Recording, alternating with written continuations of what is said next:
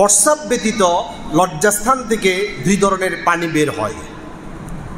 একটা হচ্ছে মজি আর একটা হচ্ছে বীর্য। মাজি যখন বের হবে তখন অজু করতে হবে, কিন্তু গোসল করতে হবে না। মজি বলা হয় উত্তেজনার শুরুতে যা পাতলা আকারে বের হয় সেটা, আর চূড়ান্ত পর্যায়ে যেটা সবেগে এবং ঘাড়ো যেটা বের হয় সেটা হচ্ছে বীর্য। এক্ষেত্রে নবী করিম সাল্লাল্লাহু আলাইহি সাল্লাম কি বলছেন, যখন বীর্যপাত হবে, এটা ঘুমন্ত অবস্থা হোক জাগ্রত অবস্থায় হোক, নারী হোক পুরুষ হোক, উভয়ের জন্য বীর্যপাত হলে তার উপর গোসল ফরজ। আসুন নবী করিম সাল্লাল্লাহু আলাইহি সাল্লাম কি বলছেন। সুনান ইবনে মাজার হাদিস নাম্বার 601 আন আনাস রাদিয়াল্লাহু তাআলা আনহু قال أن أم سليم رضي الله تعالى عنها سألت النبي صلى الله عليه وسلم। উম্মে সুলাইম রাদিয়াল্লাহু তাআলা আনহা তিনি হচ্ছেন হযরত আনাস রাদিয়াল্লাহু তাআলা আনহুর মা। হযরত আনাস রাদিয়াল্লাহু তাআলা আনহুর মা হচ্ছেন উম্মে সুলাইম। আনাস রাদিয়াল্লাহু তাআলা আনহু তিনি বলছেন, আমার মা উম্মে সুলাইম রাসূলকে প্রশ্ন করলেন। সাআলাতিন নবী সাল্লাল্লাহু আলাইহি সাল্লাম কি বললেন, আনিল মারআতি তারা ফি মানামিহা মা ইয়ারা আর-রাজুল।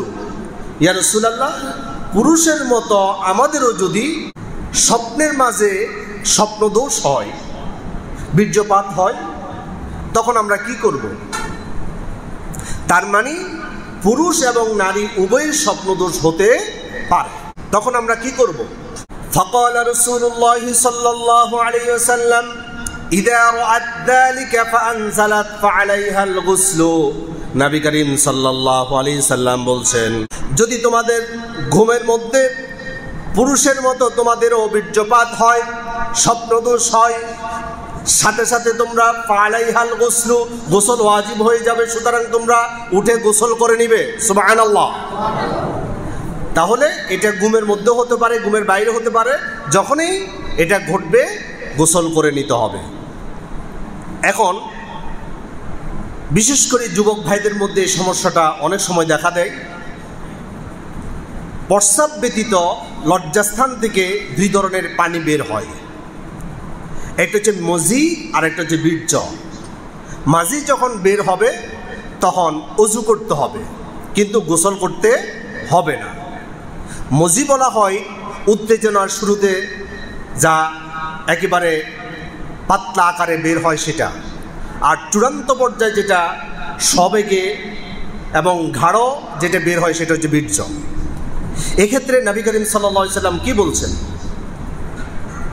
সুনান আবু দাউদ শরীফের হাদিস নাম্বার 206 আন আলী রাদিয়াল্লাহু তাআলা আনহু قال قال رسول الله صلى الله عليه وسلم। নবী করিম সাল্লাল্লাহু আলাইহি সাল্লাম বলছেন, ইযা রাআল মাদিয়া ফাগসিল যাকারাকা থুম্মা ইয়াতাওয়াদ্দা উযুআকা লিস-সালাতি ফাইদা ফাদাখতাল মাআ ফাগতাসিল। বলেন সুবহানাল্লাহ। নবী করিম সাল্লাল্লাহু আলাইহি সাল্লাম বলছেন, ইযা রাআইতাল মাদিয়া, যখন তোমরা মাজিয়ে বের হইছে এটা দেখবে, এটা অনুভব করবে, ফাগসিল যাকারাকা, তোমরা তোমাদের লজ্জাস্থান ধুয়ে ফেলবে। থুম্মা ইয়াতাওয়াদ্দা উযুআকা লিস-সালাতি, সালাতের ওযুর মতো তোমরা ওযু করে নিবে। ফাইদা ফাদাখতাল মাআ ফাগতাসিল, যদি তোমরা বীর্যপাত হয় তখন তোমরা গোসল করে নিবে। তাইলে মজি বের হওয়ার কারণে ওযু ভাঙবে, শুধু ওযু করলে হবে না, লজ্জাস্থানেও ধোয়া লাগবে। এরপর ওযু করে নিবে যেভাবে সালাতের জন্য ওযু করা হয়। 2 নম্বর নবী করিম সাল্লাল্লাহু আলাইহি সাল্লাম বলছেন, ফাইদা ফাদাখতাল মাআ, যদি সবেগে নির্গত যে বীর্য আছে সেটা যদি বের হয়, ফাগতাসিল, তখন তোমরা গোসল করে নিবে।